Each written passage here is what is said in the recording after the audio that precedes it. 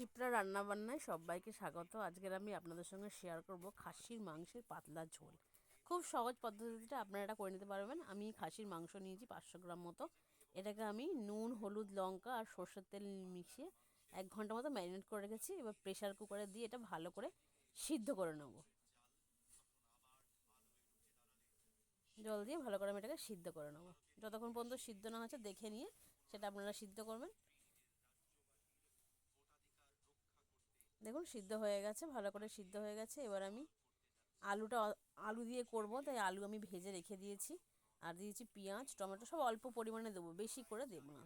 দিলাম দুটো তেজপাতা, পেঁয়াজ ভাজা হয়ে গেছে। আর আমি এখানে দেবো আদা, রসুন।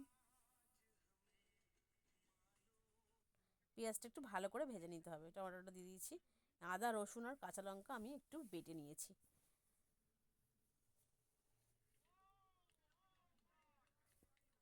আদা রসুনটা দিয়ে ভালো করে বেছে নিয়েছি। এবার আমি এতে শুধু অ্যাড করব লঙ্কা গুঁড়ো, হলুদ গুঁড়ো। কেন আমি কাঁচা লঙ্কা দিয়েছি, লঙ্কা আমি ম্যারিনেট করে রেখেছি। এবার ঝালটা নিজেদের অনুযায়ী আপনারা দেবেন। আমি খুব সামান্যই দিয়েছি, কেন ঝাল আমার দুটোতেই রয়েছে। এবার আলুগুলো দিয়ে ভালো করে এটাকে কষবো। এক্সট্রা জল ব্যবহার করার বেশি দরকার নেই। মাংসটা যে সিদ্ধ হয়েছিল, যে স্টকটা, ওইটা দিয়েই আমি রান্নাটা করব। প্রয়োজন পড়লে একটু জল সামান্য দিতে হবে, সেটা আপনারা বুঝে দেবেন। ওই স্টকটা দিয়েই আমি ভালো করে মশলাটাকে কষে নেব। এবার আমি মাংসটাও পুরোর মধ্যে ঢেলে সব কিছু ভালো করে সিদ্ধ হওয়া পর্যন্ত হতে দেবো। তখন খাসির মাংসের পাতলা ঝোল আমার রেডি। এটা খেতে অপূর্ব লাগে। এই শর্টকাট পদ্ধতিতে আপনারাও একবার ট্রাই করে দেখতে পারেন।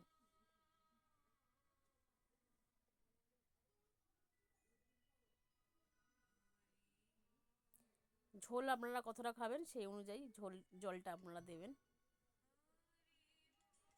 এবং এটা আলু সিদ্ধ হওয়া পর্যন্ত আমি এটা ওয়েট করব। মাংস আমার অলরেডি সিদ্ধ করা। তো আমার খাসির মাংসের পাতলা ঝোল রেডি, পরিবেশনের জন্য একদম রেডি।